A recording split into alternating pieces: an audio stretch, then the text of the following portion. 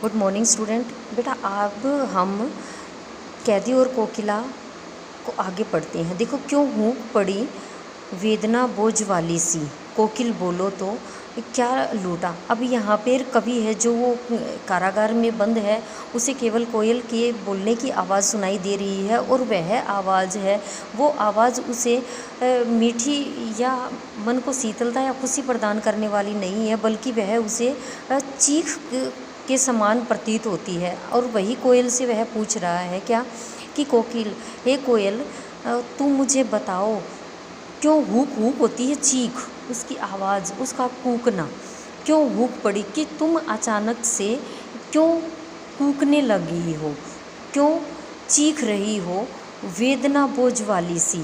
और तुम्हारी इस चीख को सुनकर मुझे ऐसा लग रहा है कि जैसे वेदना होती है पीड़ा, कि जैसे किसी पीड़ा के भाव के बोझ के नीचे तुम दब गई हो, जिसके कारण तुम चीख रही हो। कोकिल बोलो तो कि हे कोयल, तुम मुझे बताओ कि तुम्हें वो कौन सी पीड़ा है, कौन सा कष्ट है जिसका बोझ के नीचे तुम दबकर इस तरह से चीख रही हो, मुझे बताओ क्या लूटा।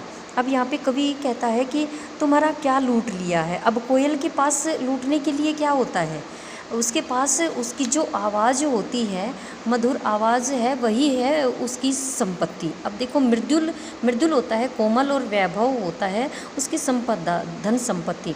मृदुल वैभव की रखवाली सी कोकिल बोलो तो कि हे कोयल, तुम तो एक कोमल स्वर की रक्षा करने वाली हो, यह कोमल स्वर ही तुम्हारी संपदा है। क्या तुम्हारे इसी संपदा को, इसी तुम्हारे मधुर स्वर रूपी संपदा को किसी ने लूट लिया है, जिसके कारण तुम चीख रही हो? तुम मुझे बताओ क्या हुई बावली, या तुम्हारा किसी ने कुछ लूटा नहीं है तो दूसरा ये हो सकता है कि तुम पागल हो गई हो, आधी रात्रि को चीखी, क्योंकि वह आधी रात में चीखती है कोयल। मोस्टली अच्छे मौसम, बारिश वाले मौसम में या दिन में ही मधुर स्वर सुनाती है, लेकिन वह आधी रात में चीख रही है। इसका मतलब कवि को यह लगता है कि तुम भी शायद लग रहा है कि पागल हो गई हो, जिसके कारण तुम आधी रात को चीख रही हो।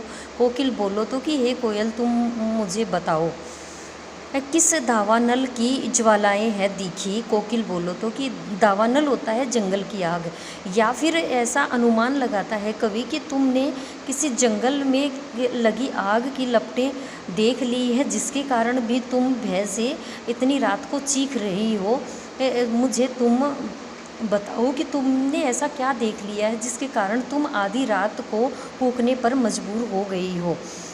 भाव यह है कि अंग्रेजी शासन की गुलामी की आग की लपटें जो देशवासियों को जला रही थी, उसी यातना को देखकर, उसी क्रोध की अग्नि को, दुख की अग्नि को देखकर कोयल भी परेशान हो गई है, जिसके कारण उसको भी रात को कूकना पड़ रहा है। यहीं तक आप लोगों को पढ़ना है।